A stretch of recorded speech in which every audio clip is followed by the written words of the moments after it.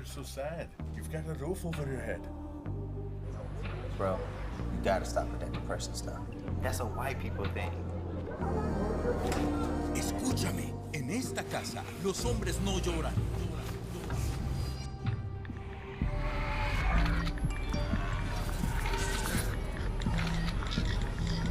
You alright?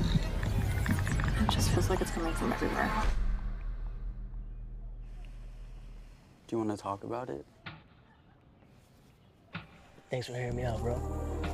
Appreciate it. You can talk to me if you're feeling sad. Whenever you need to talk, I'm here, okay?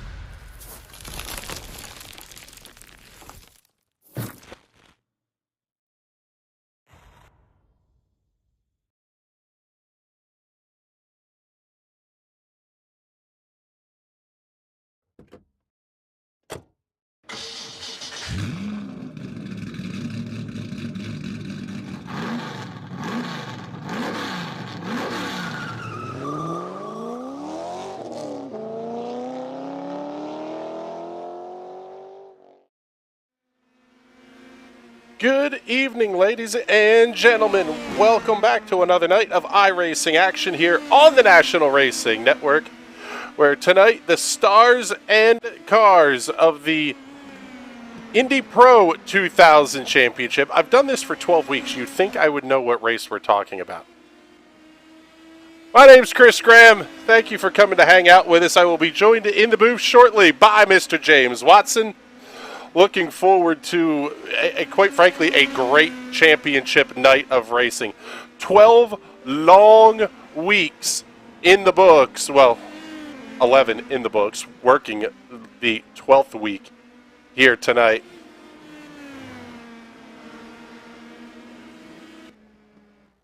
Practice just wrapping up. Let's briefly tell you about the point standings entering tonight's race. This is actually the C-Class Championship, so let me update the graphics here on that one. Ted Burns leading Carter Lundy by 7 points in the Broadcast Championship. David Porcelli, he's long gone. Everett Paddock, Nicholas Daly. There could be a battle there for 4th and 5th. Let's also take a look at the combined championship standings as well here.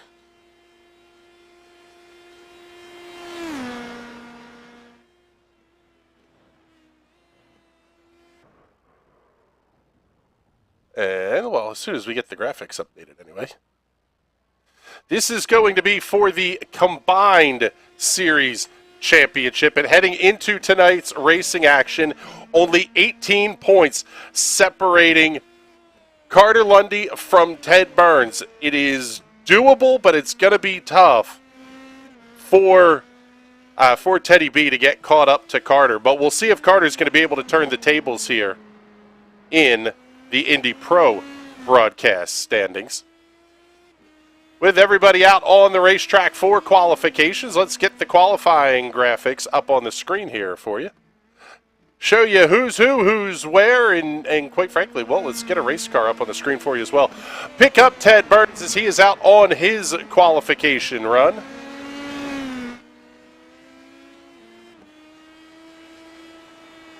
Whole lot of storylines entering tonight's race. Ted Burns in the official championship standings. Let's take a look.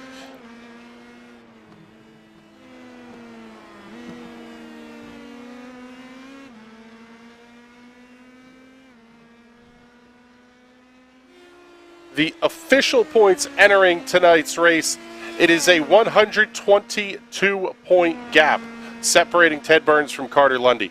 Not impossible, but it's going to take a lot of work if Lundy, and quite frankly, a lot of luck, if Lundy is going to be able to claim an overall championship here. It's basically going to take Teddy B to go out like kind of lap one in order for that to happen.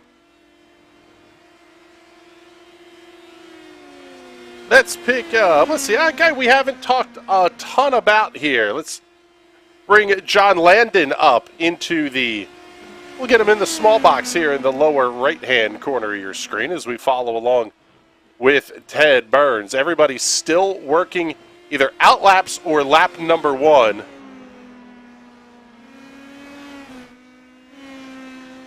So while we have a minute here, let's tell you a little bit about Watkins Glen International. 3.45 miles. This is the layout that includes the boot.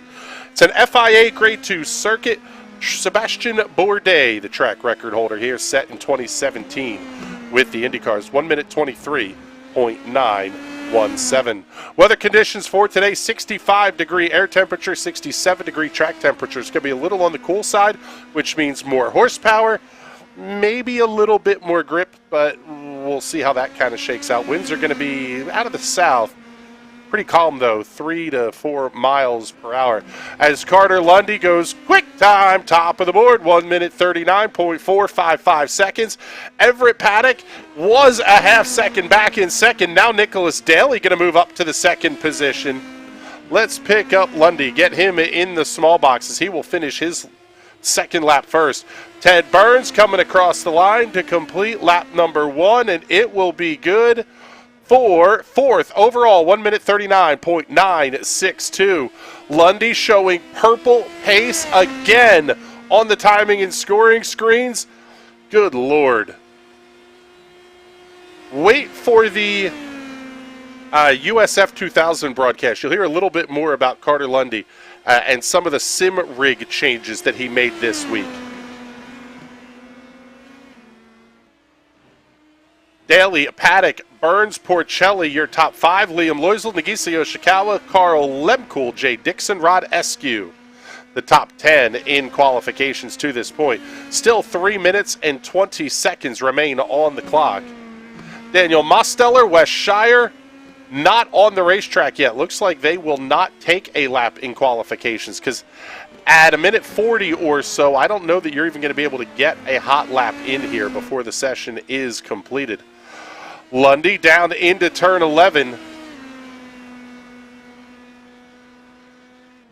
See what he can do coming over the start-finish line. The pace looked good. It will be even faster. 1 minute 39.252. It's a half second to David Porcelli in second.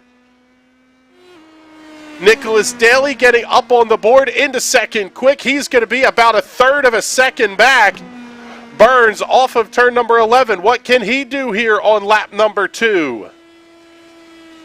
Checkered flag in the air for the one of Teddy B. It'll be only good enough for third quick. 139.676.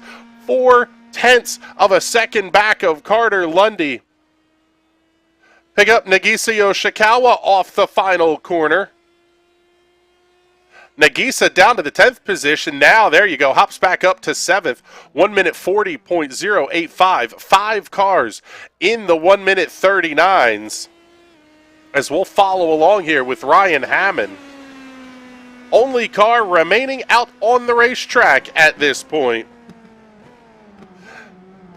Oh, well, and look at that. Just like that, the qualification run will come to an end for Ryan Hammond.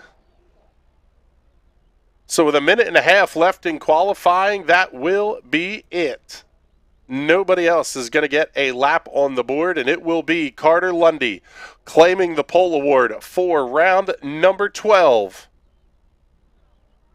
of the Indy Pro 2000 Championship.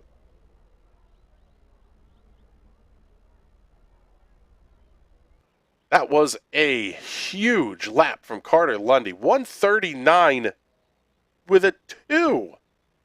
My goodness. Let's see. I don't see Carter anywhere that we can try to talk to him real quick here before the race gets kicked off. That's unfortunate. Let us know in the comments where you're watching from. Hopefully you are enjoying the show. Let us know who your pick to win is now that qualifying is in the books. I would not be surprised to see a lot of Carter Lundy's name show up in the comments. I tell you what, though, outright pace is not always a winner here at Watkins Glen. Especially on this boot layout, you have to absolutely nail the inner loop. These cars will be at full throttle, basically from the exit of turn 1 all the way to the inner loop, all the way up through the S's. A ton of draft lock driving here. Once you get through the inner loop, though, the trouble isn't over yet, because then it immediately spits you into the outer loop or the carousel. At least the corner sort of breaks off a little bit early. So these drivers will be able to carry as much speed as possible down into turn number 6, as the clock has expired on qualifications, and it is time for us to show you tonight's starting grid. At least we'll give everybody, some of these cars, a minute or so to get out onto the grid. Let's take a look at tonight's starting lineup. On the pole will be Carter Lundy, 1 minute 39.252 seconds, 121.931 miles per hour. Lining up alongside of him, 0.3 of a second back, will be the 7 of Nicholas Daly, Downforce Racing, showing up with, again, a car on the front row of the grid here in Indy Pro. Row number 2 will have Ted Burns, the 2nd of the Downforce Racing cars, lining up alongside David Porcelli for Team Watson Racing. Row 3 will have Liam Loisel alongside Everett Paddock for TNT Racing. Row number 4, Nagisa Yoshikawa for Team Watson Racing, Downforce Racing's Carl Lemkool lining up alongside. A lot of heavy iron here towards the front of the speed field, especially with the Team Watson cars and the Downforce Racing machinery. Row number 5 will have the NASA Meatball of Brian Labarge lining up alongside another 4th Downforce car, this one belonging to Jay Dixon. Row number 6 will have Ryan Hammond lining up alongside Rod Eskew. Both of these guys looking to put on a pretty good show here tonight, a little bit deeper in the field. Row 7 will have John Landon in the Vintage Kart Players colors for Team Green, lining up alongside Mike Holler in the 14th position. Row number 8, Stephen C. Thompson and a Rick Ware Racing livery. Oh my God, Daniel Mosteller, you are my favorite. Your pick to win for the night. Coming out of the 16th position. I don't think Daniel's actually, he may not be contending for a win, but we'll see how things shake out. Lining up all by himself on row number 9 will be the Homestead Coffee Tales from Rukon, number 14 of West Shire. 17 cars out of 33 total on the entry list here tonight.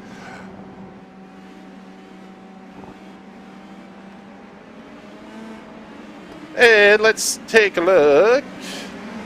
Get a ride on board here with Carter Lundy as they make their way up the hill through the S's. Trying to get a little bit of heat in those tires.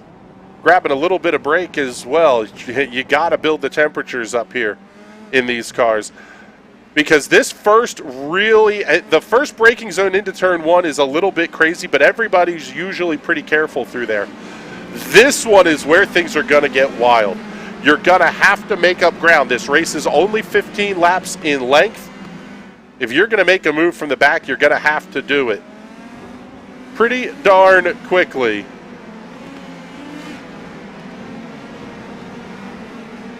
Through the inner loop, then down into the carousel at turn 5, as we talked about. The carousel will break off into the left-handed turn 6. We've seen passes made there before. Possibly could even see some 2-wide racing through here, but I don't know that I would recommend it. because it's not a real long run to turn 7 at the toe of the boot. You want to carry as much speed as possible through this corner, because turn 7, you turn up the hill through that toe of the boot. If somebody has a problem on corner exit of this corner, in fact, let's bring back up the thing here. You can see, you really can't see all that far in front of you. If somebody is spun around at the exit of turn 7, you may have absolutely nowhere to go and end up as an innocent bystander getting caught up in somebody else's issue. This straightaway kind of comes up, you crest the hill, then start heading immediately back down into turn number 8. The heel of the boot. A fantastic passing opportunity, a lot of runoff to the outside of the racetrack, but you better get that pass done quick, because turn number 9 is one of the most difficult on the iRacing platform. Uphill, off camber, and it wants to kind of spit you out either straight into that tire barrier, or it's going to loop you around on corner exit. Turn 9 is incredibly difficult. Turn 10, going to be a mostly full throttle corner. You'll probably have to lift, just crack the throttle a little bit to get through there. Then you're down into turn number 11, the second of the two 90-degree corners.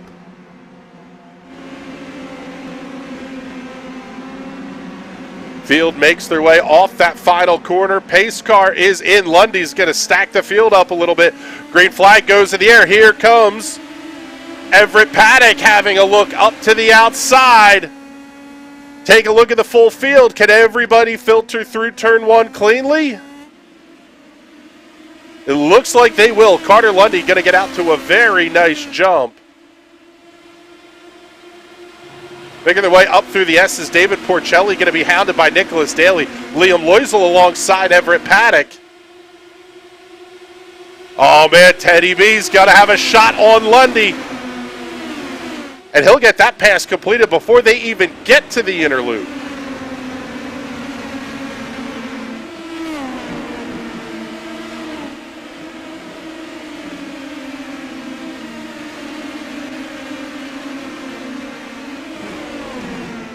Now the question becomes, where does Lundy make the move next? There are a lot of passing opportunities on this racetrack.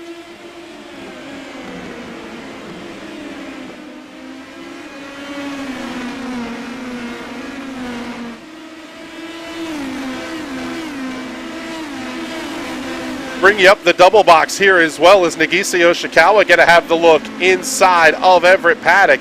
Not able to make the move there into turn number 8. He falls back in line. But now Yoshikawa. Oh, we've got trouble for Rod Eskew on the racetrack. Lundy, what a move at turn 9. Man, that's gutsy. He's going to have the line through 10.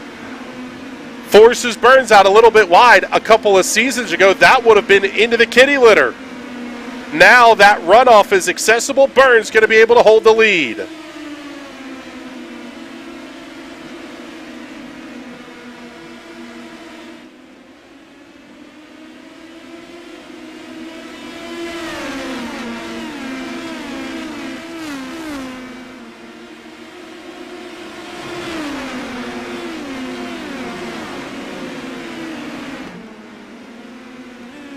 They're going to go 2 wide. The question is, are they going to go 3 wide down to the inner loop? They are! Porcelli on the outside of the racetrack. He's going to drop Lundy back to 4th. Daly slots into 3rd. 2 for 1. Thank you, sir. May I have another? How about that move by David Porcelli? Good Lord. What a pass. Daly swings way wide. Lundy now under attack by Liam Loisel as well. Lundy just completely out of position. He's going to have to tuck himself in. He's able to get in front of Loisel. Big dive up the inside of Daly. That's going to be a nice pass. Oh, baby. Maybe a little bit of left side loving there from Carter Lundy. Oh, and there's contact a little further back as well. Carl Lemkuhl almost going around. Nice save, Carl. Nagisa Yoshikawa now going to work on Nicholas Daly. Ted Burns has 0.8 of a second over David Porcelli. It's another now, well, Lundy closing that gap by about 0.3 into turn number 9. He is really quick through there.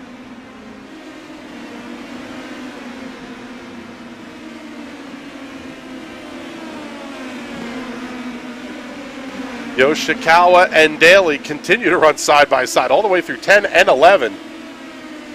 Oh my goodness. We're only 2 laps into this thing, and it has been crazy. New fastest lap of the race for Ted Burns, 1 minute 40.7, just a tick over 120 miles per hour.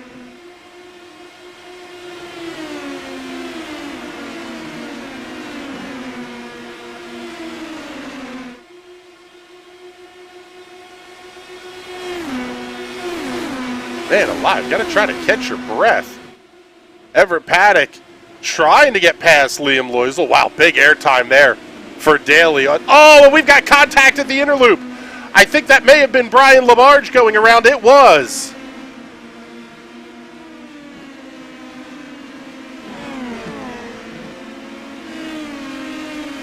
Bring this one up on the Hot Shoe Racewear instant replay. Show you what happened there at the inner loop. Labarge down to the inside. Holler had to cut the corner just a little bit. Labarge gets shoved out wide. Man, how did both of those guys keep the car on the racetrack? My goodness.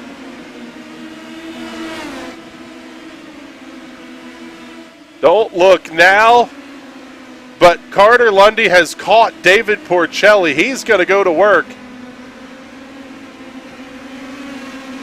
You almost have to think this might be a good spot here for Lundy to just settle in, possibly even swap draft with Porcelli to try to close up some of this gap. It's already down to 0.8 of a second.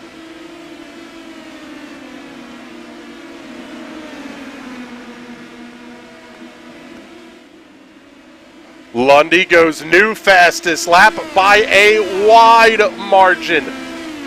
0.2 of a second faster than everybody on the racetrack right now.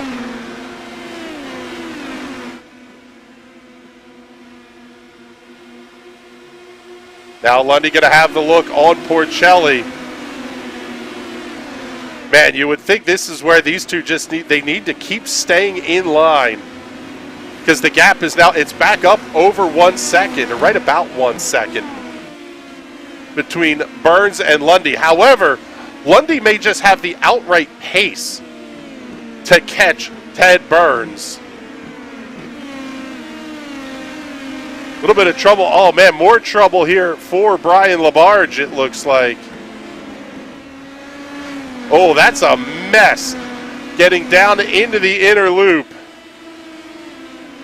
Let's bring this one up full screen on the Hot Shoe Racewear instant replay.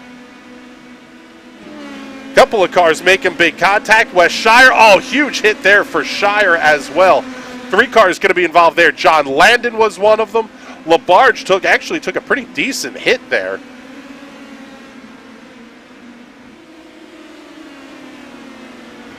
Oh my goodness, the gap is already down to 0.3 of a second. Lundy is flying around this place.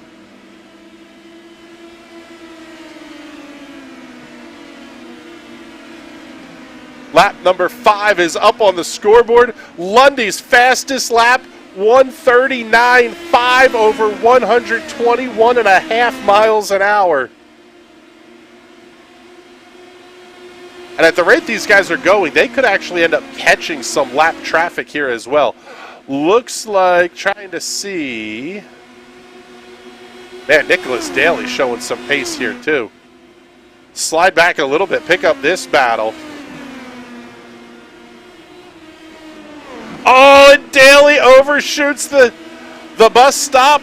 He's going to get a slowdown and have to, well, give up some time and give up a whole lot of track position in the process.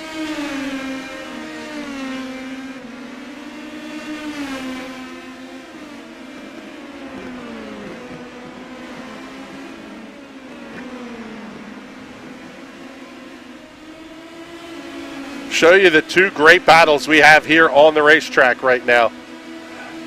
Liam Loisel, Everett Paddock, Nagisa Yoshikawa.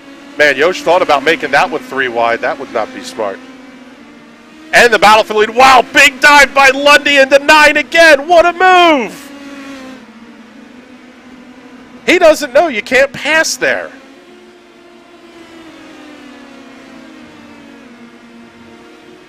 Oh, man, Burns chopping the nose off a little bit, crossing back over. Took a little bit of a wider line through 10. Lundy going to have the look up the inside.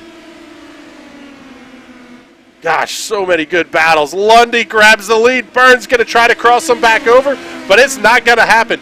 David Porcelli getting close, though. He's now down inside of 4/10. These guys keep battling. It's going to be a 3-car fight for the lead.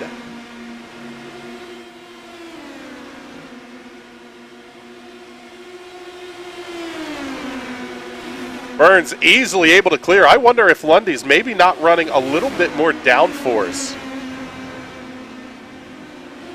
Possibly even more than what's necessary, which could be a little bit scary to think about. Because Burns is able to just absolutely pass him. He just straight lines him in terms of raw pace. Lundy so much quicker through the corners, though, especially that move into 9.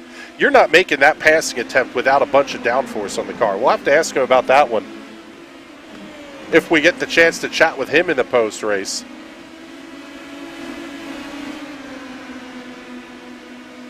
Now Lundy's going to have the look inside into 8. He'll get the pass completed that time. Slides out wide, grabs a little bit of curb.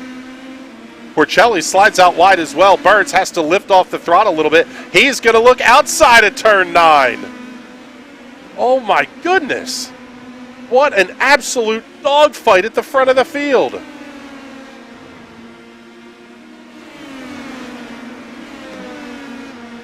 Hope y'all are enjoying the show. I'm having a thrill up here. It's a shame James Watson isn't in the booth with me because he would be making fun James Watson noises.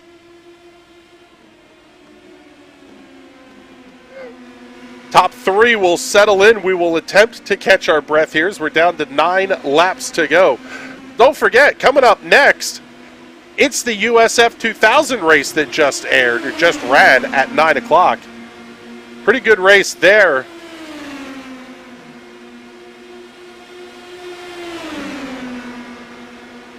And let me know in the comments, if we get enough comments, no, actually, no, we won't be able to pull this one off. But,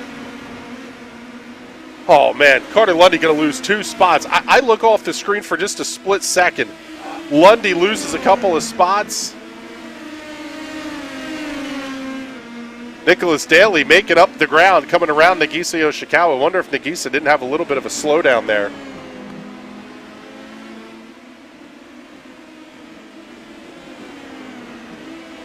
Down to 9 laps to go. Let's do our final new series, new content announcement here on the National Racing Network. Coming up in 2 weeks, Friday afternoon, I'm pretty sure the race is moving to 5 o'clock with the time change. The Camel GT Series, the vintage Nissan GTP, the 1,000+ horsepower beast that's on nothing but turbo lag. My God, it's one of my favorite cars on the planet. And the Audi 90 multi-class racing coming to NRN here in a couple of weeks. Camel GT top split racing for one of the European time slots. That is going to be like a Friday happy hour party show. I am really excited to be able to get those guys on our airwaves.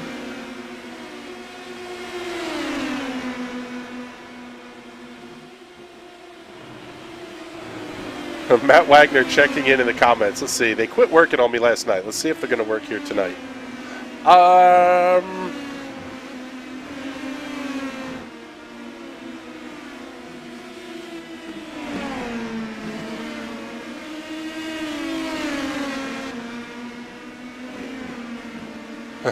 Matt Wagner checking in the comments here. I have no raw pace. These guys are way more talented than I am. You know what, Matt? Interesting comment here. Great series. Too bad they only race it twice a week. There's a new American time slot that's going to be opening up. I want to say Wednesdays at like 10 p.m., I think, is the race time. I think with the time change, that one's going to slide back an hour to 9 o'clock. But there will be an American split. we're going to have the Sim Racers Club on the air in that time slot. But if you're interested in doing a broadcast, let us know. We'll get you set up. We can run multiple shows here on NRN at the same time. Top 3 all locked together with 7 to go. Bring you up the side-by-side here as well, because the battle for 4th, 5th, and 6th is pretty good as well. That's going to be Everett Paddock, Liam Loisel, and Nicholas Daly. Nagisa Yoshikawa barely holding on to the back of that freight train.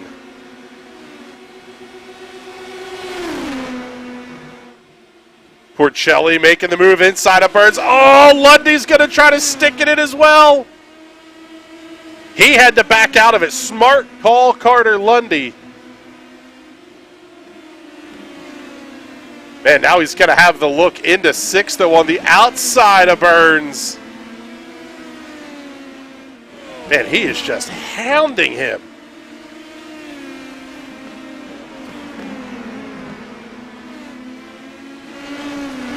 Nobody else battling throughout the rest of the field, by the way. Just these top 6 cars into 2 groups of 3.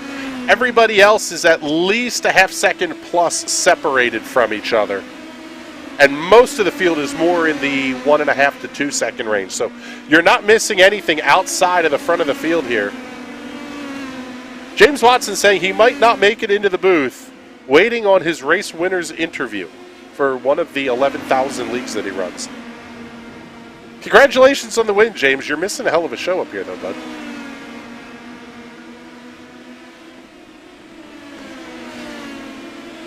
Now Ted Burns and Carter Lundy are going to have to go into hunter mode here. The prey right out in front. Man, I thought Lundy was going to try a bump draft on Teddy B down the front straightaway.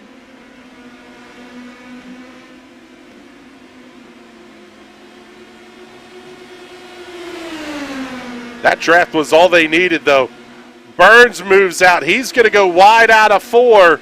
Lundy up the middle. Oh, 3 wide towards the inner loop.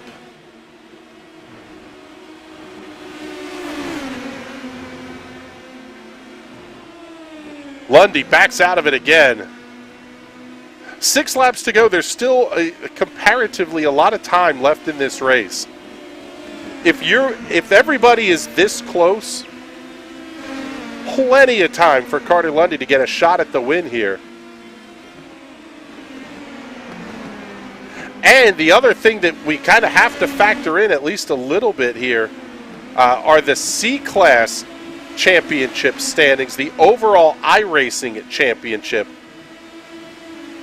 Porcelli not in the mix for this one. He is racing for pride tonight. It was 122 points separating Ted Burns from Carter Lundy.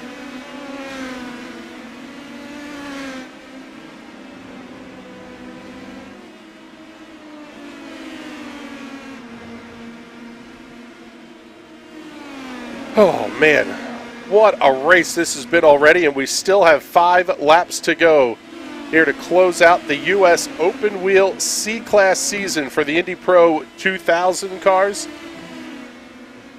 Sean P. Malloy Esquire is checking in. Couple of championships the last 2 seasons in the USF. How good are these guys? Man, this is fun to watch. I take out the sim racing and just say that they're doing esports. These are 3 of the best at their craft doing this. It is not comparable to running a car in the real world. Don't look at it that way. Just outright great battling amongst 3 of the best. 3 of the best that were iRacing top 10 for this week. Carter Lundy, David Porcelli, and Ted Burns picking up the top spot. You can find that one on the iRacing social channels, wherever you get your video.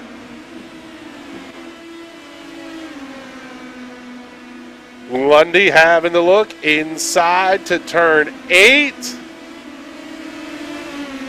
Man, I want to yell, slide job! Slide job! That's exactly what that is. Dive it in, slide the car out, catch a little curb, and away you go. What really I'm finding to be interesting about this is these guys are only about a half second off of their best pace.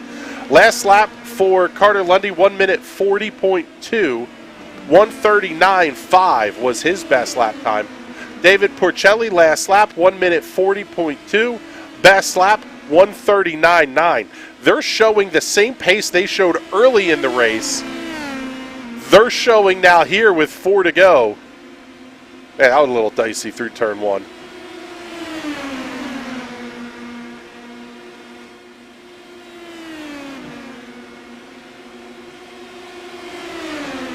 Lundy inside of Porcelli. He'll have that pass completed. Well, maybe not. Wow, what a fight back by Porcelli. That was full send into the bus stop.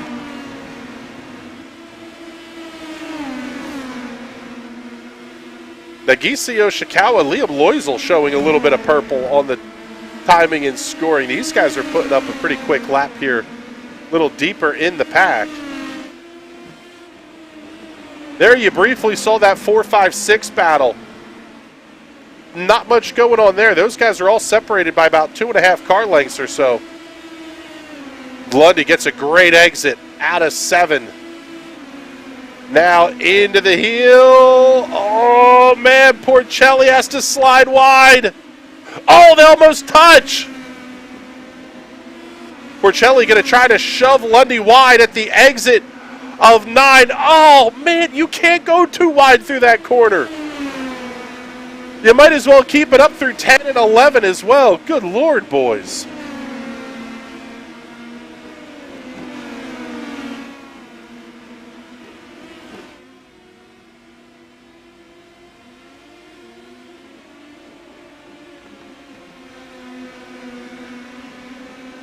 Let's take a look, go on board here with Ted Burns as they make their way up the hill, coming around. Oh, man, bad time to catch some lap traffic. You hear Ted lifting off. He's now swinging around. Man, that car's squiggly as all get out. He wants around Lundy with 3 to go. Oh, they are going to be 3 wide to the bus stop.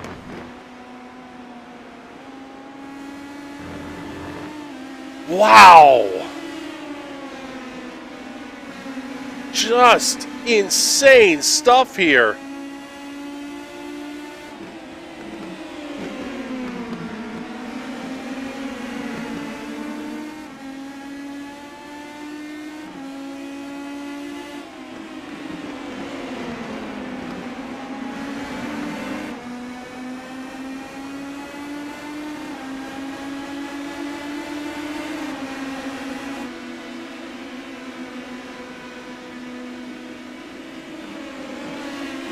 Oh, Burns slides wide at the exit of 8. That's going to give Lundy a shot into 9. He backs out of it.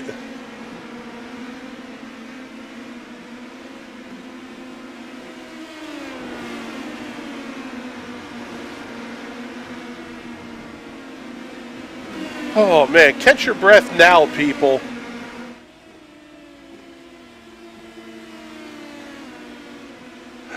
I'll tell you what, agreeing with Sean here, saying in the comments, no one is giving an inch.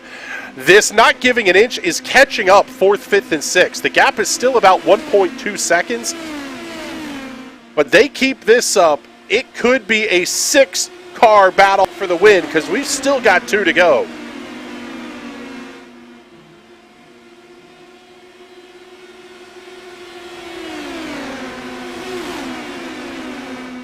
I can't believe they entered the bus stop 3 wide. That's silliness. That really is.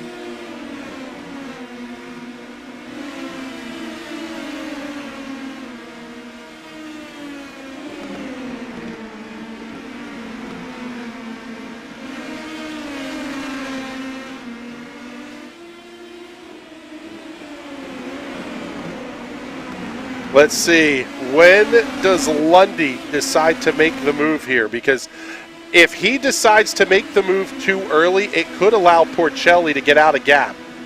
Maybe not, though, man. Wow, what a dive into 8. Slide job! Burns gonna fight back. Oh, and Burns goes around. Ted Burns slows. Wow, how did he not get hit by anybody? Oh my goodness, and this could be a championship decider for Carter Lundy.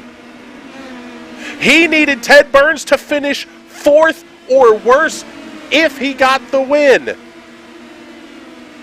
White flag is out, 1 lap to go. Carter Lundy sees a championship now. Oh, Porcelli's wide out of 1.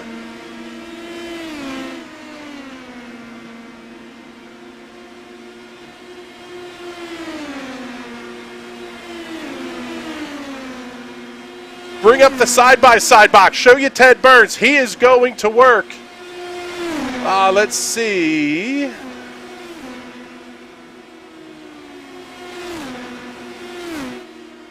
That's Mike Holler, lap car that Teddy B is trying to get around. He is nowhere close to getting back up to the 5th position. Everett Paddock and Liam Loisel are battling. So are the race leaders.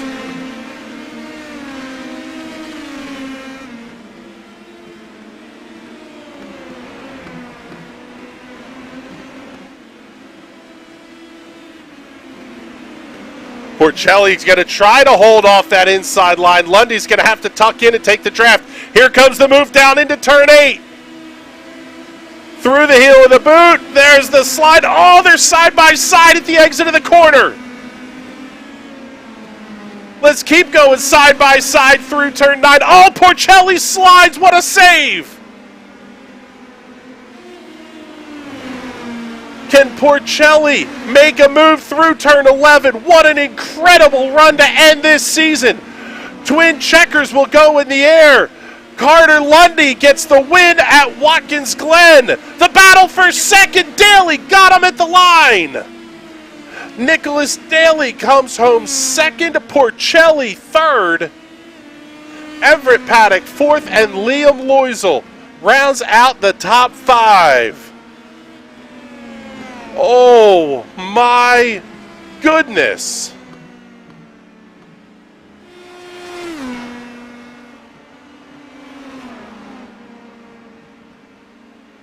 Oh, catch your breath. Holy cow, what a run for Carter Lundy.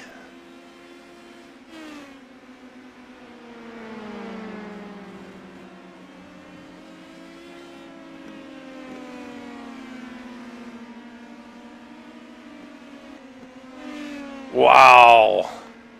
I am speechless. Not a good spot for a broadcaster to be in. But absolutely speechless at the show we saw. Courtesy of the stars and cars of the Indy Pro 2000 Championship. Carter Lundy picks up the race win. I am fairly certain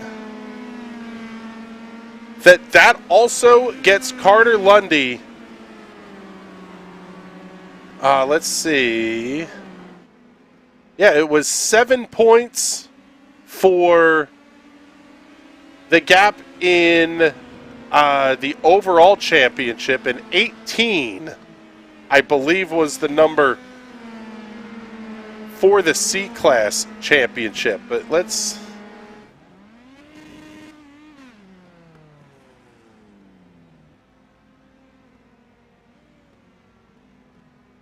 take a look at our statistical daters pulled back up here. And, okay. The Indy Pro Championship, Ted Burns led by 7 over Carter Lundy. Lundy picking up 15 for the win.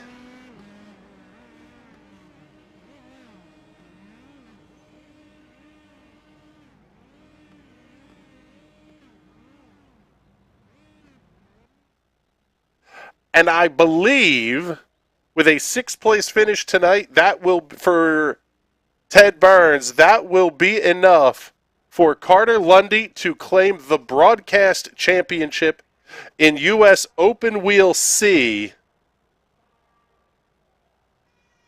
Wow.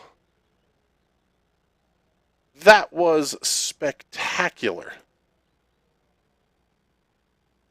Let's take a look.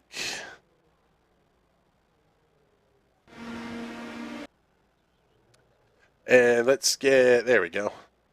Just getting our cameras all squared away here for our Victory Lane interviews. We'll take a look and see who we have to talk to. And let's bring in our race winner tonight, Mr. Carter Lundy. Oh, my goodness, man. Talk us through any part of that race that you want to. That was some of the best racing I have ever seen on the iRacing platform. The same week you three guys go #1 on the iRacing top 10, you do it again here tonight at Watkins Glen. Yeah, I mean, where do I start in that race and the season in general? It's been pretty crazy, and I feel like the past little while it's been the same. It's been us battling. We've had some great races throughout, but I feel like it's been quite a while since it was just us three going wheel to wheel, like back at the start of the season. It was really great to do tonight, and yeah, throughout the race, I was just trying to play it a bit strategically, trying to slow us down a little bit to get that 4th place guy back up there. Just throwing some dummy moves, making some looks where you wouldn't usually pass, just slowing us down a bit. And then at the end, it was just elbows out. We were battling really hard, and I mean, I'm choked for Ted that he spun that one. That was his probably his only mistake that he made all season, and it's the one that cost him the championship there. But looking back on it now, I didn't realize this at the time, but that last lap battle with David was for the championship. Had I finished second, then he would have won. So that battle with David was really tight, and right at the end there, I was trying to keep him squeezed to the inside, and then he came back over to open up the corner, and we touched, and the racing was just insane. And I mean, hopefully that summarizes it enough. Oh my God! I think you undersold it a little bit.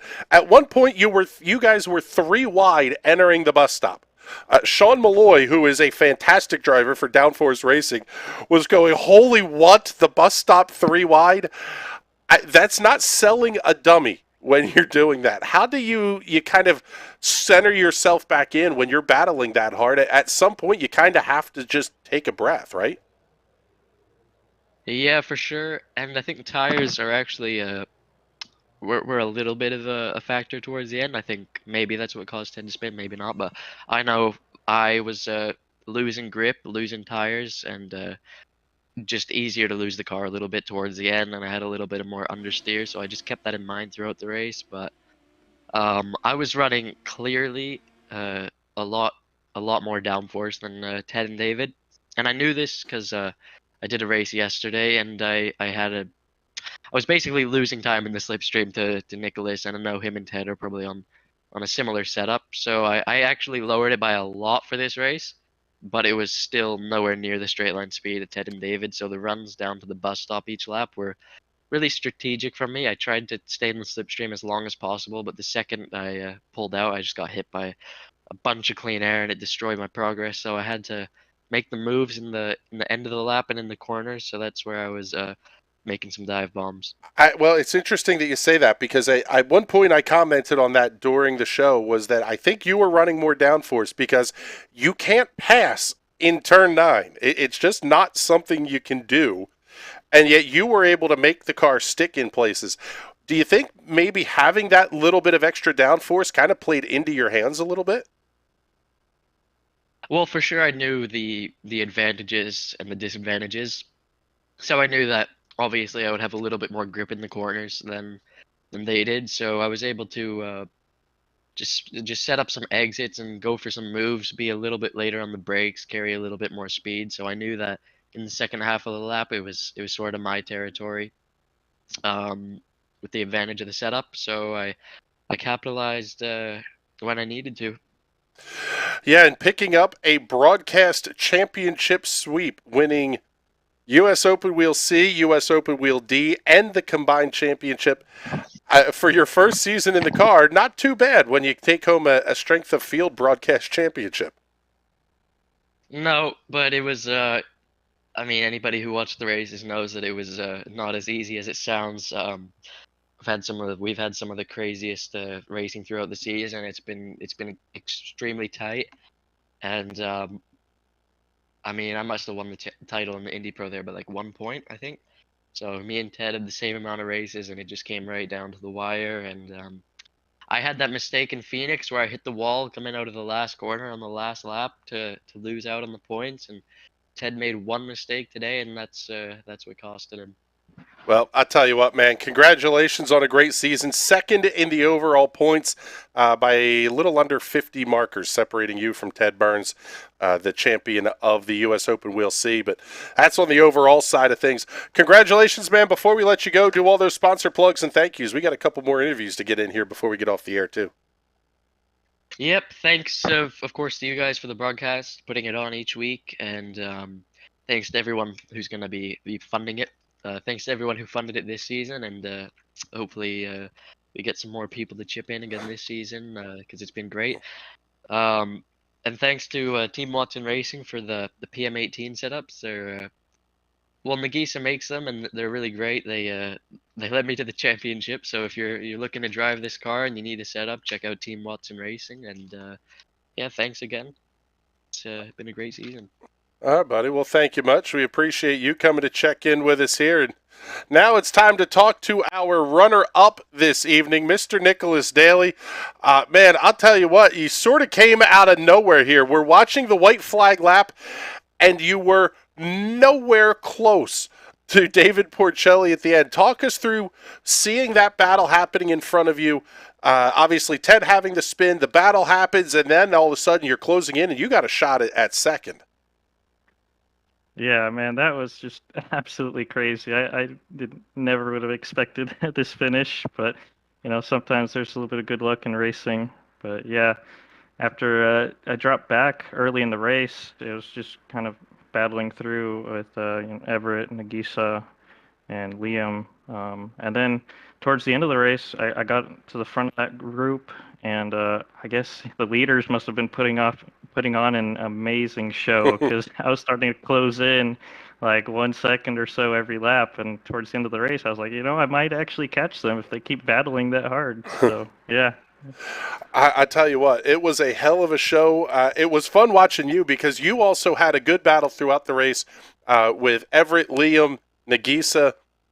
There was a lot going on back there as well. We caught a lot of that on the broadcast.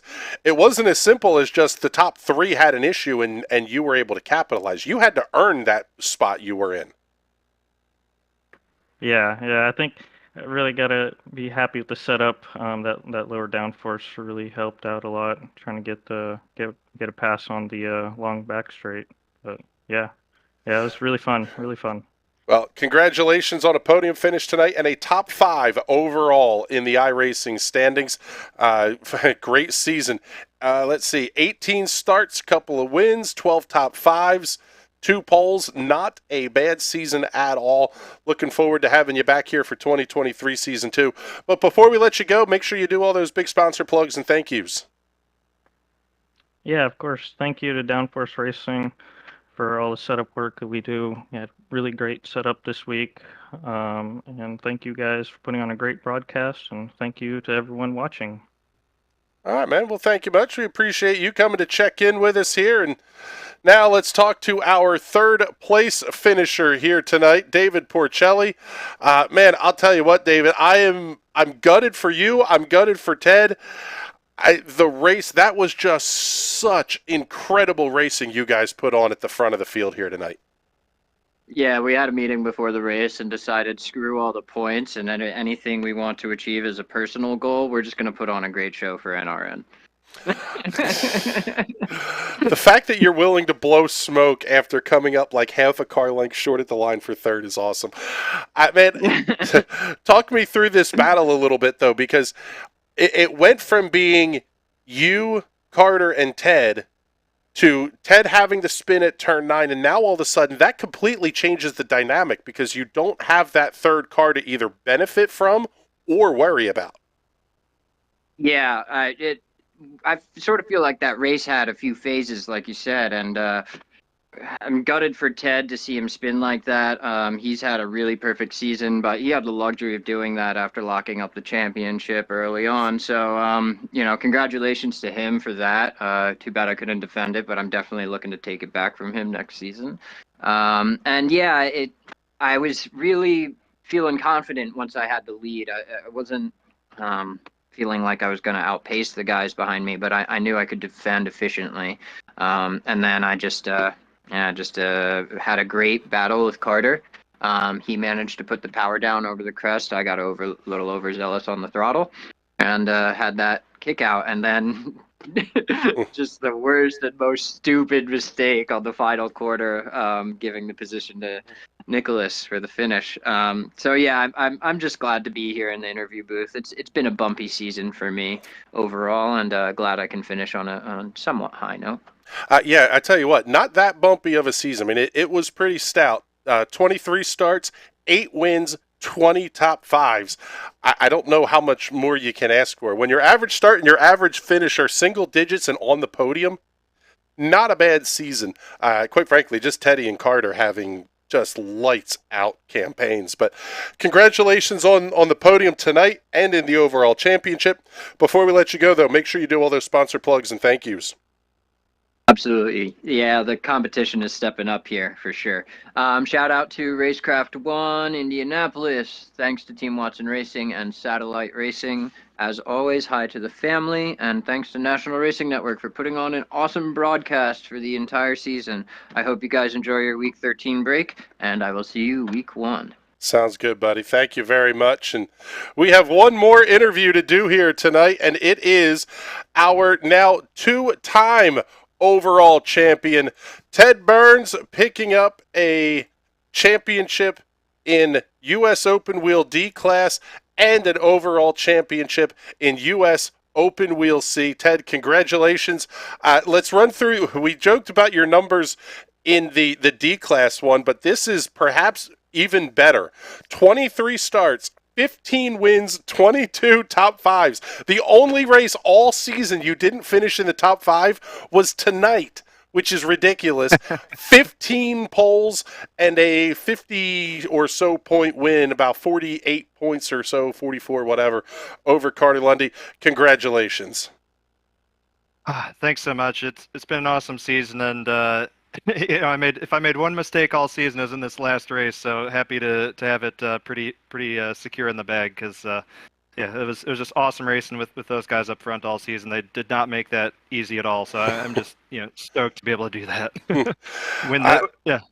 Oh, go ahead.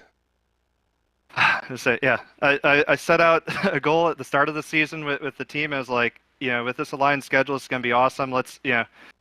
I really want to try and win the Indy Pro, because it's been a tough schedule the last couple seasons. But it'd be really cool if I could just win the road to Indy. Win both series at once. So I kind of said it jokingly, but man, to see that actually happen, it was a lot of effort, a lot of hard work. I got to thank all my teammates, for the help along the way with that one.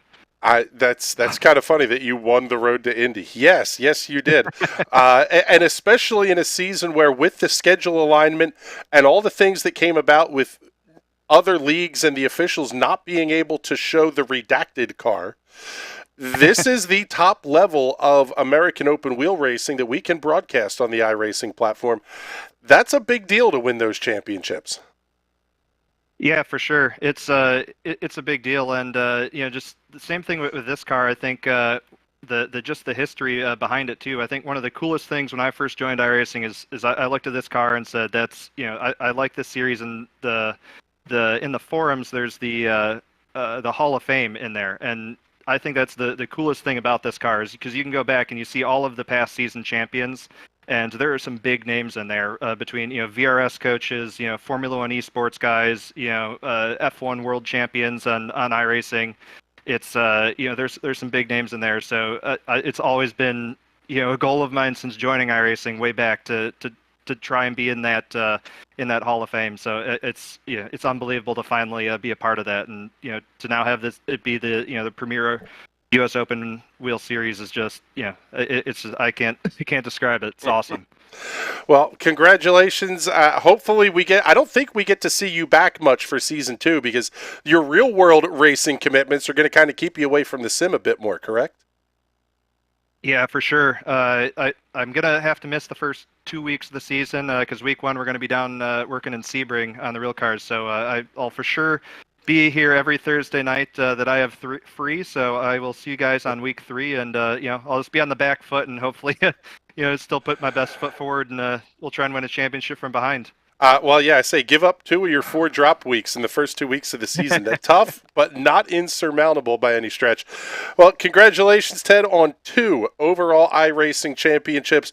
And before we let you go, do all those big sponsor plugs and thank yous one more time. Yeah, for sure. Got to thank Downforce Racing. We love to pull the downforce off the car, because we got the name on it. So, we had a fast car tonight. Didn't need any extra downforce, with the name on it. So, got to thank all the guys on the team for putting in such a huge effort all season.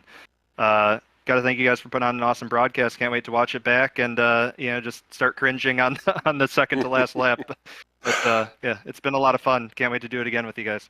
All right, buddy. Well, thank you much. We appreciate you coming to check in with us here. And, man, better late than never. Mr. James Watson showing up in the booth with us tonight. James, did you see any of this? No. I was waiting for my Racewin interview. Oh, my God. I don't even know what to say about it. At one point, Lundy, Porcelli, and Burns were 3 wide into the bus stop. That tracks. Yeah. This race tonight was a microcosm of what we saw this season. Ted Burns picking up the iRacing championships, which are more geared towards strength of field as opposed to just a single split. Carter Lundy winning all 3 broadcast championships. So we had 2 sets of sweeps tonight. Teddy B picking up the overall championship in U.S. Open Wheel C and D. Carter Lundy picking up the broadcast championships, all 3 of them, C-Class, D-Class, and the combined. It's kind of what we expected out of these 2. They were the fastest all season long. Yeah, it was crazy. Just the abject talent that is in this series. Watching what they're able to do night in and night out.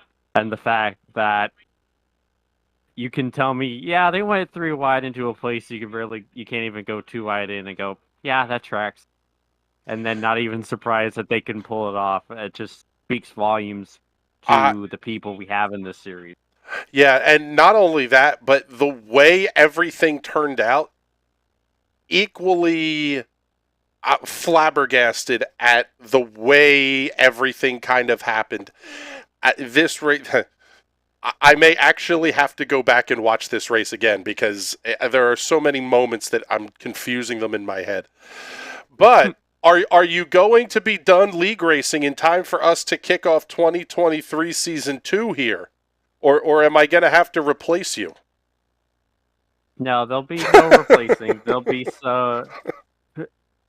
some adjustments will have to be made, but you'll see me back more often like normal. That's a good thing because there would have been at one point tonight. I said there would be so many funny James Watson noises happening in this. Man alive, what a great show tonight! Courtesy of the Indy Pro 2000 Championship for U.S. Open Wheel C and U.S. Open Wheel D, which is coming right up. And James, let's get your reaction to this one. The big announcement we made during the race. Camel GT is coming to NRN Friday afternoon in a happy hour time slot. Grab your beverage of choice, perhaps a plate of your finest vintage hors d'oeuvres. We are throwing a happy hour party every Friday afternoon for Camel GT. I can't wait. Those are great cars. It's such a underloved, there's just not enough attention to it that it really should be in. Just watching those beautiful dinosaurs just run around the track, and it produces such amazing racing. Unfortunately, I will not be able to be a part of those broadcasts, but I can't wait to hear about them afterwards. Yeah, kick back and enjoy a cold one with us here on Friday afternoons. But with that, we're going to take a very short break. We will be right back with U.S. Open Wheel D-Class racing here from Watkins Glen. Don't go anywhere. You're watching the U.S. Open Wheel Championships right here on the National Racing Network.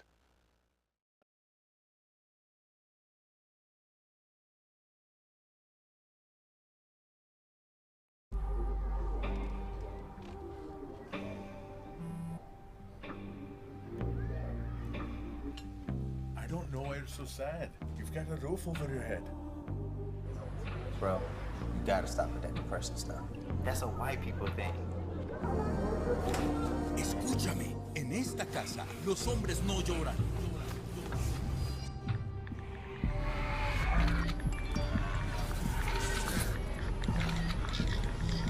You alright? It just feels like it's coming from everywhere. Do you want to talk about it? Thanks for hearing me out, bro. Appreciate it. You can talk to me if you're feeling sad. Whenever you need to talk, I'm here, okay?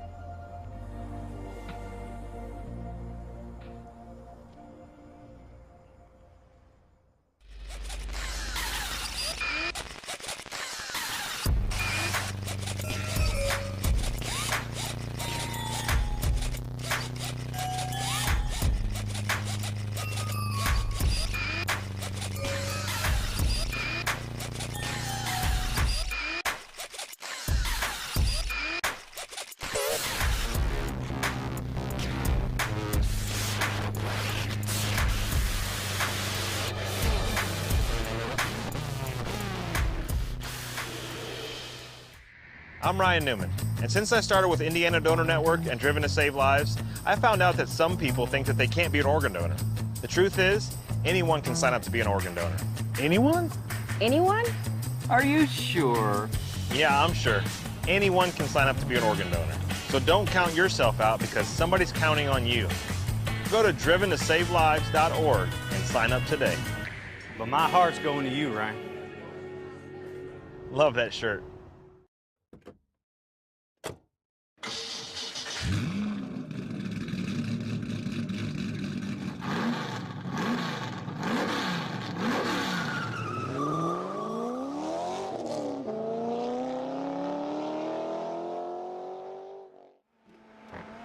Good evening, ladies and gentlemen. Welcome back to another night of iRacing action here on the National Racing Network. My name is Chris Graham. Thank you so much for coming to hang out with us here as it is championship night. And man alive, are we excited for this one. U.S. Open Wheel D-Series Championship coming to you from Watkins Glen International. Qualifications already getting out onto the racetrack. Let's take a look. Well, first off, hit the graphics right so we show you the right stuff. Watkins Glen International, 3.45 miles. This place FIA Grade 2. Sebastian Bourdais owns the track record at this particular layout. Let's take a look at the point standings entering tonight's race. After 11 of 12 races in the broadcast championship, Carter Lundy picking up the championship already with a 25-point lead over Ted Burns. He is uncatchable. Now, let's get the qualifying order up onto the screen and show you who's where. Let's see who we're going to take a look at. By the way, I forgot to mention, I am joined in the booth by Mr. Wes Shire. Wes, good evening. Normally, we get you out here for some of our road course, especially our Nordschleife coverage, but we're going to do some fun talking here, USF2000s. Yeah, we sure are. It's good to be out here for something other than the Nordschleife. I don't have to be over in Germany for once. Nice quick little jaunt up the road from home, only a couple hours away. But oh wait, I'm still in my seat. Either way, it's going to be a fantastic night. And how about that battle in the Indy Pros? Yeah, the Indy Pros are... I see you're screwing with me already. Oh, absolutely. I can guarantee you it's a great race between Ted Burns and Carter Lundy. Probably David Porcelli, throw him in the mix there as well. We'll save that one for you, though. Well, you've already seen that one because it's never mind. How about let's talk USFs here for a minute as we're following along with Bruno Carniero out on the racetrack. How about a 4,200 SOF for this race? Am I seeing those numbers right? You sure are, and I believe that is the highest SOF we've seen all season. If we've seen something higher, I certainly wasn't around for it, because I'm slow. Yeah. Actually, there are some names that we're used to seeing that may not make this show, if we can believe that, which is going to be absolutely ridiculous, but...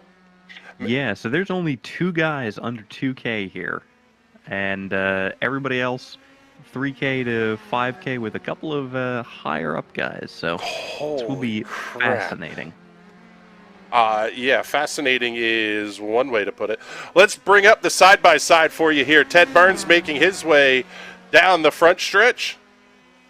Teddy B, I believe, has locked up the championship here. We'll get the stats data up on the official side, but Carter Lundy, Ted Burns were both doing some crazy things in these cars all season long. Lundy goes top of the charts, 1 minute 47.519. David Porcelli about a third of a second back. Correct me if I'm wrong here, Wes, but you guys were working with Carter. He was his sim rig is a direct drive system, and he basically was using some settings within iRacing that are more geared towards either the belt-fed wheels, some of the old gear-style wheels, those types of things. So a guy who was already fast, we've managed to make faster. Yeah, so his whole rig was set up for what your average person would go out and buy at Micro Center, you know, your potentiometer brake pedal specifically. So we threw him on load cell brake settings, which is what he should have been using, and he immediately found time. So it's already clearly reflected in the qualifying here. 3/10 up already. Yeah, that's just absolutely disturbing. Lundy finishing up while working on his second lap. Actually, let's see. Yeah, so telemetry at least is showing me that he is working on lap number 2.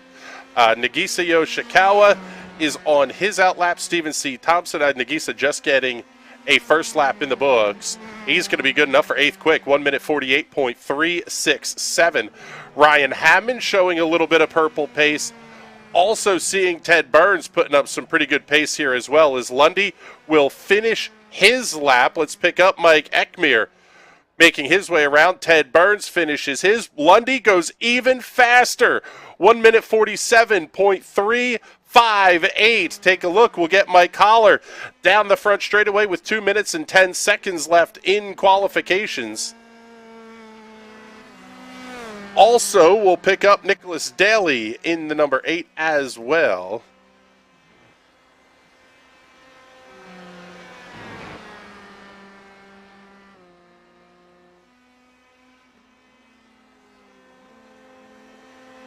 Although, actually, I think we're about to see Daly's paint scheme blink out on us here. So we'll follow along with Mike Holler anyway. Actually, let's take a look here and go on board with Mike.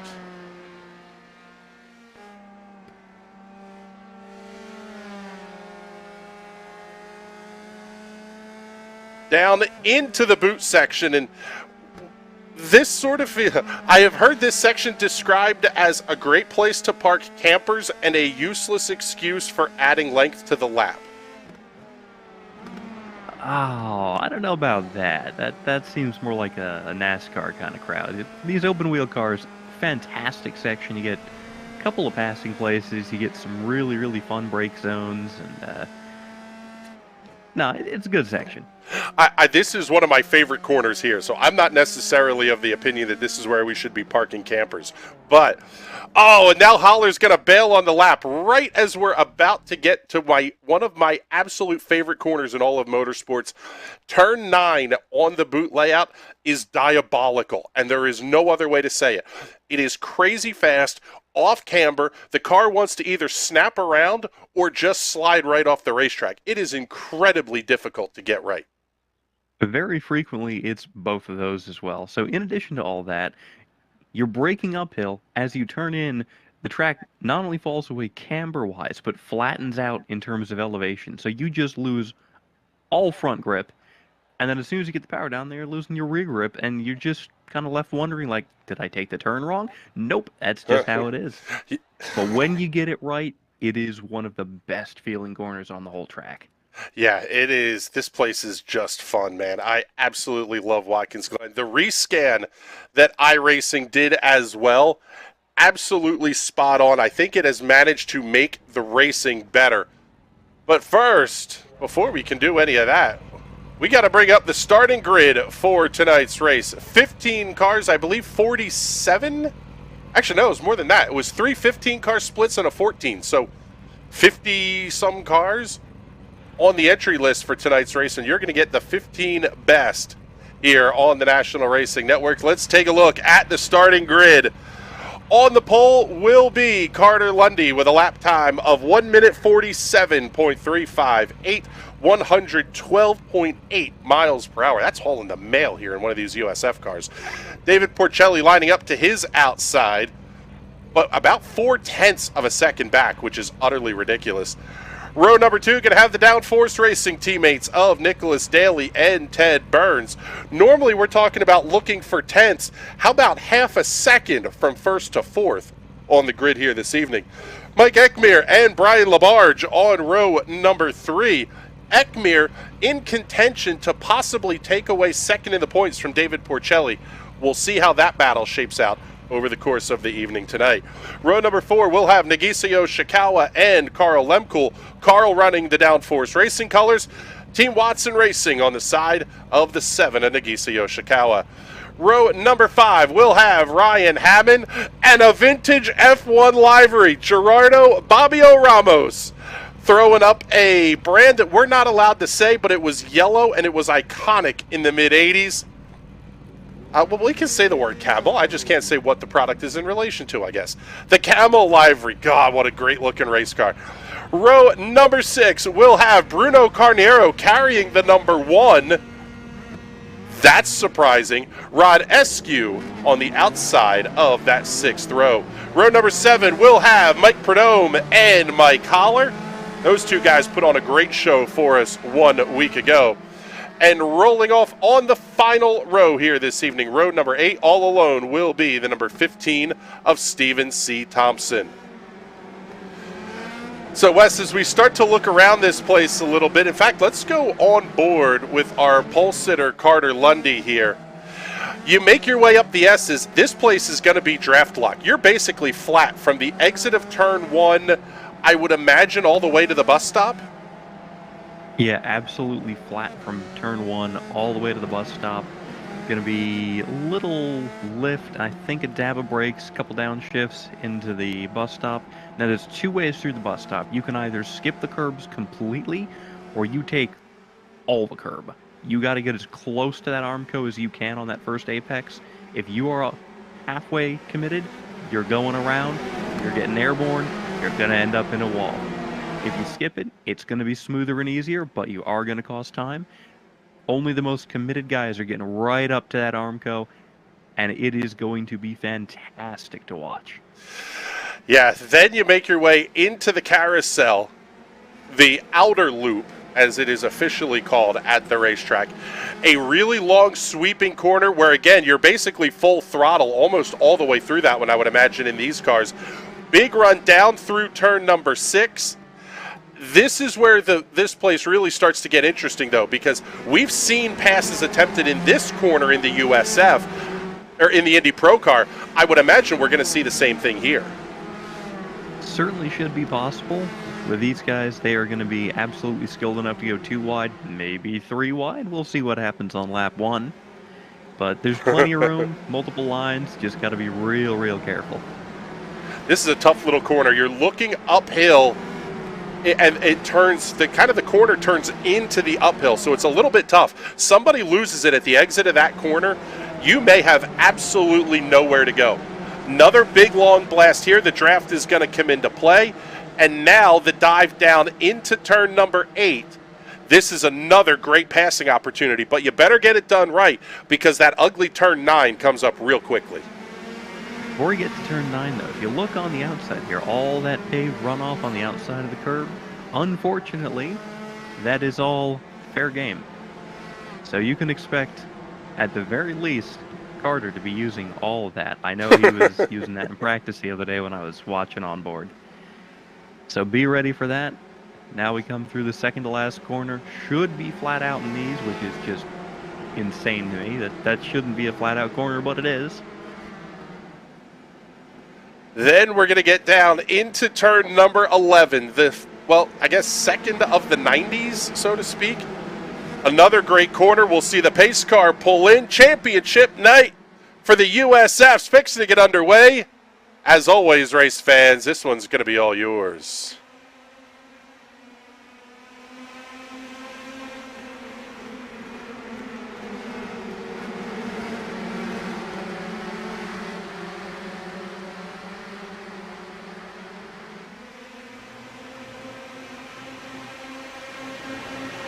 Everybody cleanly through the first couple of quarters. Good battle between Nick Daly and David Porcelli. Here comes Teddy B having the look on Porcelli. Now how wide are we going to see him fan out? 2 wide down that straightaway. Are we going to see 3? It's going to be gutsy if you're going to try that move.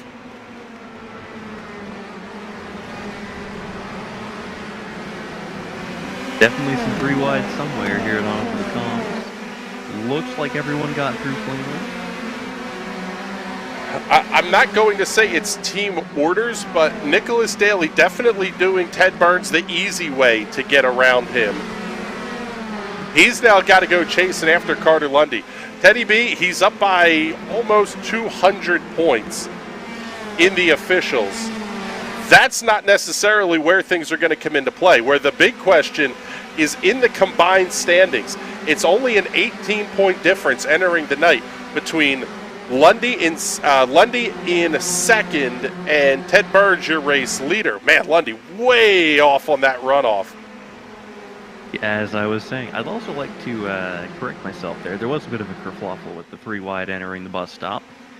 Nothing too major, little spin, little off track. Doesn't look like anyone has damage, though. Yeah, let's take a look.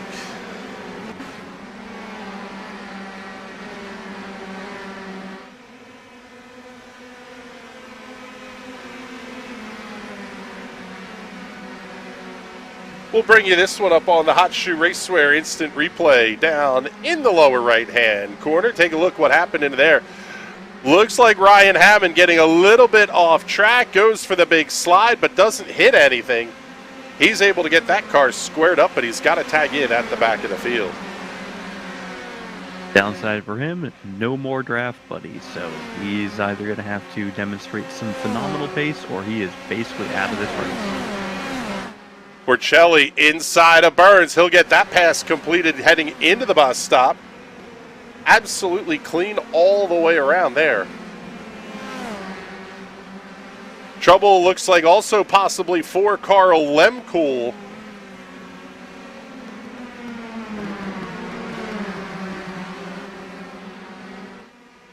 Man, what a battle here at the front of the field. Well, you say the front. Well, of the field, yeah, but, the front. It's Carter's second sort of on back. I'll tell you what, Wes, let's pull up the replay here. This absolutely nails it spot on with what you were talking about. Keep your eye on Carl Lemkool. A little bit of half committed, airborne, way off the racetrack, out into the grass. Yep, those curbs are nasty. If you bottom out on them, it will absolutely throw you in the air, and it's going to be real lucky if you don't pick up damage from that. But if you can straddle your way far enough over, completely miss those bumps at the bottom of your car, and you should be relatively okay. So it really is a game of commit one way or the other. Going on board here with David Porcelli. He's got Nicholas Daly looking up to the inside. Daly able to make that pass cleanly. Oh, man. Bruno getting himself off track a little bit. Bruno Carniero all the way up to the 7th position already. Porcelli having the look. Oh.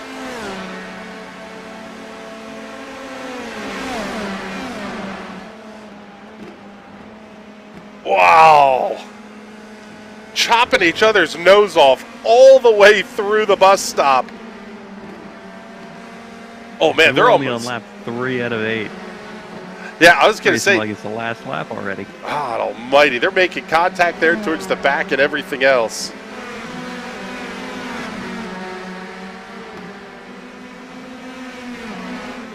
One of my favorite things about these USF races, this thing is only 8 laps long.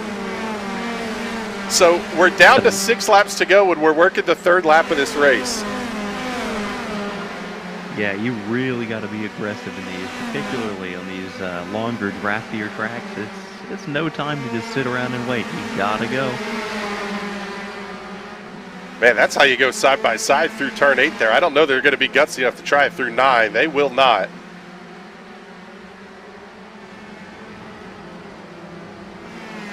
Carniero deciding to fall back in line behind Ramos.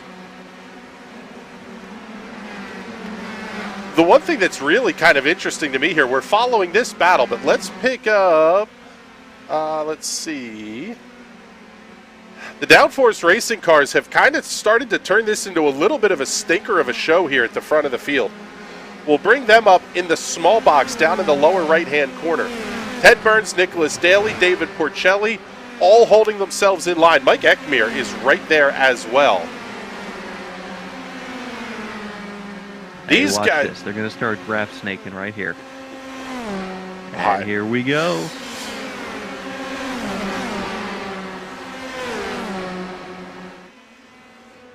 God, this is just abject insanity at various points throughout this field. Let's bring these guys back up. This is that fight. 2nd, 3rd, 4th, and 5th. Daly getting around Burns into the bus stop. The inner loop, originally they called it the bus stop because they said there would never be a chicane at Watkins Glen. After a terrible experience when F1 made them install a chicane in the 70s, I think it was for 1974, either 74 or 75, after Francois Savert and Helmut Koenig were killed at this racetrack. They put a chicane basically in the middle of the S's, and it absolutely killed the flow of the racetrack. So the Watkins Glen ownership groups, all that said, never again will there be a chicane here.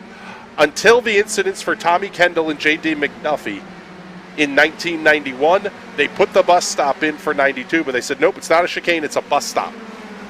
Then it became the inner loop at some point, and the carousel became the outer loop. That's one good way to loophole your way around a chicane.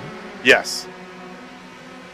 Where does this chicane fit on the chicane tier list, by the way? So the bus stop, that is not a chicane, is a solid B tier. Now, just off driver's left there, driver's right, coming through the S's, that was horrible. That's a full-on F tier chicane. You have one of the greatest sequences of corners in American racing.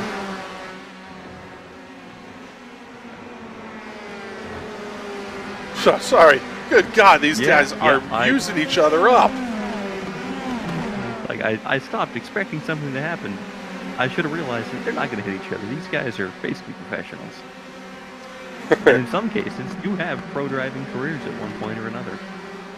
Yeah, actually, Ted Burns, we may not see a ton of over the next 2 seasons. Let's bring him up and get the focus camera on him. Let's see. Well, I thought we had a focus camera. We'll show him on this one. Ted Burns, real world racing is kicking off. So he's gone, I think he said basically Wednesday through Sunday at this point, when it's race week season for him, or a race week. So we may not get to see him a ton on Thursday nights. Yeah, it's sounded like he's got quite the schedule lined up. I don't know if that's strictly in-car stuff or if it's a mix of in-car and out-of-car stuff, but certainly sounds like he's going to be around here a little bit less than he has been lately. Yeah, we'll see him back here towards the end of the year. Will give us something to look forward to. I tell you what, I think you guys need to break Carter Lundy again, because at this point, in a total of 5 completed laps, Carter Lundy has built a gap of 4.5 seconds in a car that is supposedly draft locked and identical. And identical. Yeah, the setups, everything. This is a fixed setup. Yeah. Yeah, he is obscenely fast, and on the off chance, we have ourselves a little problem through the inner loop. Let's take Might a wanna go look. check out Gerardo. Yeah, let's pick up. Unfortunately, the curbs have bitten. Yeah, let's. What I said about committing or not? Yeah. Yeah. Let's back this one up here, and we'll take a look from the overhead.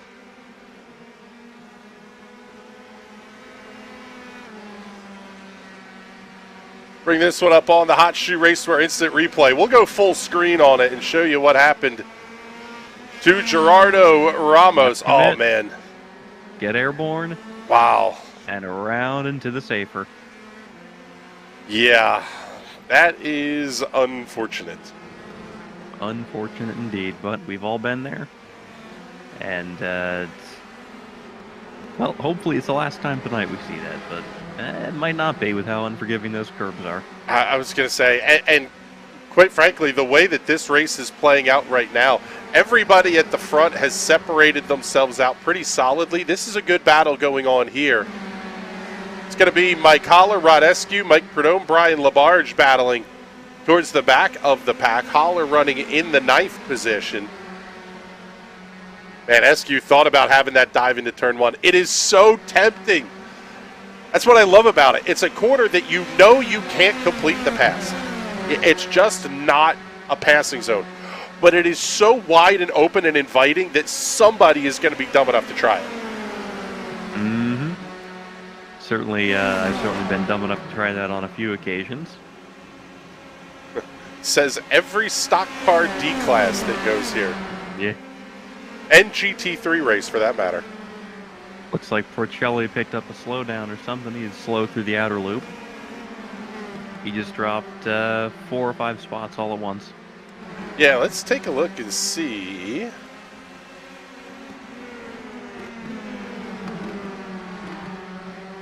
Well, Yep, here we go. Curb on entry and taking the long way around the bus stop. Yeah, there's the look from the overhead. Got himself out wide, out into the grass. And there comes the freight train making their way through. Oh, and trouble also for Rod Eskew.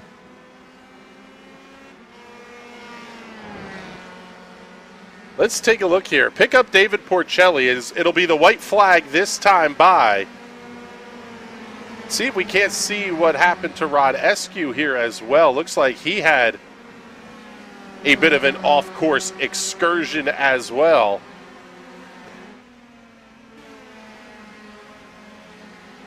That could have been a whole lot worse for Eskew. Yeah, he's staying out. He's got a little bit of front wing damage, but no point in pitting with 1 to go. Yeah, not much going on there. A little kind of half spin, clipped himself out into the wall. Porcelli inside of Yoshikawa. Porcelli was doing what he needed to do to hold on to that spot, that 2nd position in overall points. And he's got Ekmir just 2 positions ahead of him. Beautiful run through the inner loop for Porcelli. He's going to have a look here. He might not be out of it. He could get all 3 of these guys by the end of the lap.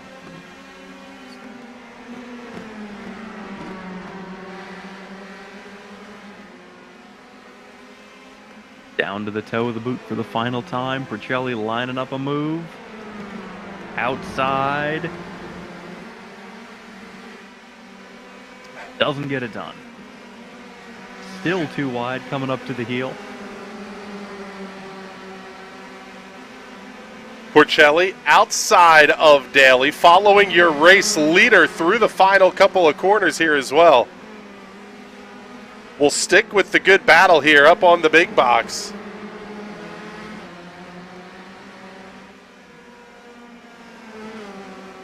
Through the final corner, twin checkers will go in the air, and Carter Lundy wins by a country mile at Watkins Glen. He even got enough time to do a little bit of a squiggly burnout, whatever you want to call that. Under the line, David Porcelli going to come home. Well, look at that. Okay, well, maybe not. Originally, it dropped him to 7th, then it put him back up to 5th. So I think we're going to see officially David Porcelli finishing in the 5th position.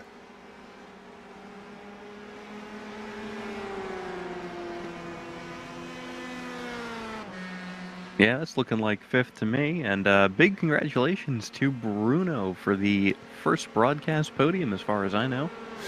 Yeah, first podium for Bruno. I don't know if we have him in the room to talk to or not, but big congratulations as well. U.S. Open Wheel D-Class overall champion will be Downforce Racing's Ted Burns. Congratulations, Teddy B. A fantastic season. But let's... I think we may already have Carter Lundy, ready for the interview here. Let's see...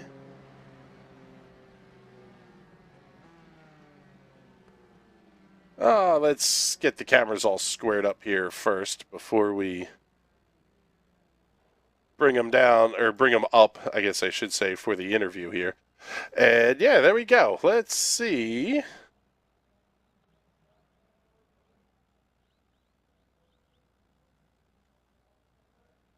There we go. Now I know how to drag people in Discord, I promise. Carter Lundy, your race winner tonight. Good Lord, man. 5 seconds?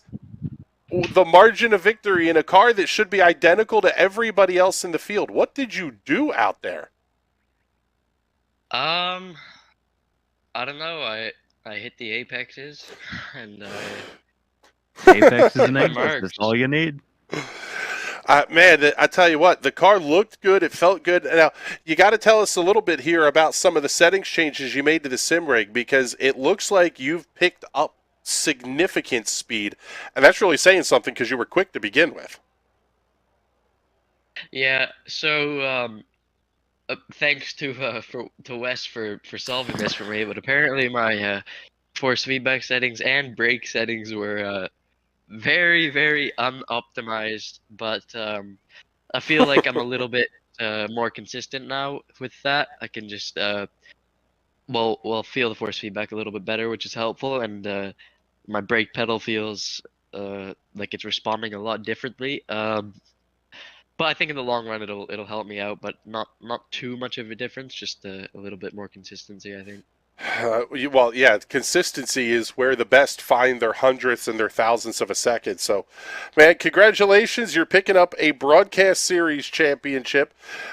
Got some of the work done. You're picking up 5 points. You have another, 13 to go or so on Ted heading into the C-Class race. You think you're going to be able to pull it off? Yeah, so, I need to win and him to finish 4th, so that's going to be... if you look at the past, entire season, it's going to be difficult. Especially lately, we've been trading, just finishing 1 and 2 with each other. So to get that separation is going to be, it's going to be dependent on the pace of the others, and the draft is going to be pretty big up to the bus stop. So anything can happen, and I'm looking forward to it. All right, buddy. Well, good luck. Enjoy week 13, I guess we should say, because nothing coming up next week, but looking forward to talking to you again here in a couple of weeks, and maybe next week when the TNT Shock Series runs out again as well. Well, yeah, I'll be back in Shock, but we're gonna have to do something for week 13. SOF Little Wings broadcast, perhaps. I don't Oh know. my God, But, that would be a dumpster. A top split iRacing Week 13 series show. That could actually be kind of fun. All right, now you got wheels spinning, but do all your sponsor plugs and thank yous before we let you go here too. Yep, thanks to you guys for the broadcast throughout the entire season. It's been great, and one more time to go watch it back tonight. And thanks to everybody who's raced this season and who funded it. It's been awesome. Some of the battles we've had have been incredible, and I'm looking forward to more of it next season. And Sim Racing Center again, they're on the side of the car. So if anybody watching wants to go check that out, then go do that. All right, buddy. Well, thank you much. Congratulations again on the championship here, and now let's bring in the guy who is our overall iRacing Series champion, Mr. Ted Burns. And I'll tell you what, Carter was in a different league tonight in this car, but man alive, you were pretty darn quick once you got past the teammates and everybody started to separate themselves out as well. Yeah, Carter was just in a league of his own, and I knew we kind of didn't really get organized for a couple laps there, and so it allowed him to break the draft to us, and I knew it was over at that point because there's no there's like only matching him. You could never reel him in, so so props to him. He drove a great race and great job all season. But yeah, it was just managing it from there. Knew he had the pace and just trying to play the draft and manage the gaps in front so you didn't run up too quickly. And it was definitely a draft battle. So it was nice to finally kind of break free of that at the end. It was a little relaxing the last couple laps. Well, let's talk a little bit here about your overall iRacing championship in the D-Class cars. Man, the numbers I don't think necessarily tell the whole story here. 28 starts, 17 wins, 24 top fives, 13 pole positions. Just an outstanding season. I mean, heck, you led almost half the laps. Actually, you did lead half the laps that you completed. Just absolute insanity. A great, great season. Awesome. Thank you so much, guys. It's my first ever overall championship, and believe it or not, this is actually the third USF2000 championship in a row for Downforce Racing. It was Sean Malloy taking over from him he was champion last 2 seasons, so great to keep that title at home, and yeah, that's just unbelievable. I can't believe that. Yeah, a season for the ages, that's for sure. But man, before we let you go, do all the sponsor plugs and thank yous. I know you mentioned the guys from Downforce Racing. A whole lot of work goes into all the series that you guys run. Obviously, maybe a little bit less for the D-Class cars, but you guys do a whole lot more than this over there too. Oh yeah, for sure. I mean, Downforce Racing, we have a huge representation in this, the Indy Pro, and also in the Formula Renault 3.5 series. So that's those are all our bread and butter in the open wheel Formula cars. So huge props to everyone on the team for helping out in all the cars. It's couldn't have done it without them this season. And got to thank everyone else for coming out driving this car all season, because I mean the participation was just unbelievable. We had close to 60 entries tonight, which is just unheard of, even a season ago. And so that was just awesome to see. And, thanks to you guys for putting on such an awesome broadcast that, helps draw all these people out. It's a lot of fun, and make sure to go donate if you haven't already. All right, bud. Well, thank you much. We appreciate you coming to check in with us. Congratulations once again on the championship. And man, I'll tell you what, Wes, as we will flip back to the live shot here, get off the slow-mos. Watkins Glen almost delivered what we were completely thinking of here in the D-Class USF2000 championship. I did not see Carter Lundy winning this race by 5 seconds, but the rest of the field, man, did we have some great battles. Yeah, I was absolutely figuring we'd have it 5 or 6 wide for the lead for half the race, but yeah, Carter just doing what Carter does and pretending he's the only driver on track because everybody else is a second a lap slower. Yeah, it's kind of disturbing when this kid gets something figured out. Man, I mean, you're talking about Ted Burns is no slouch. Let's take a look at the iRating numbers here. 66.48 for Ted Burns, 78.57 for Bruno, and he just absolutely smoked these guys. That is, I'm flabbergasted at the pace we saw out of Carter Lundy.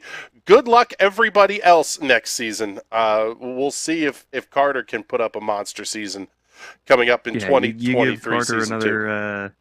Give Carter another season. He's going to be 8K. He is scary.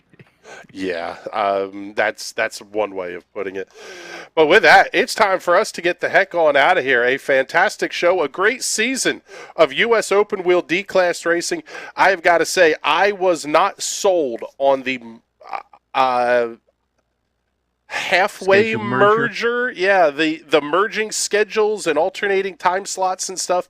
I wasn't necessarily sold on it to begin with, but man, I am now. U.S. Open Wheel D-Class, the USF2000 Championship, the C-Class cars, the Indy Pro 2000. Participation numbers were up in both. Kudos where it is deserved to the iRacing team. Looking forward to seeing next season's schedule when that drops. I think we're going to have some surprises on there and possibly even some new content as well. So whole lot coming to look forward to. But with that, we are getting out of here. Enjoy Week 13. For Wes Shire, James Watson, and everybody here at the National Racing Network that makes these shows happen, thank you so much for hanging out with us, everybody. We will talk to you all soon. Have a good night.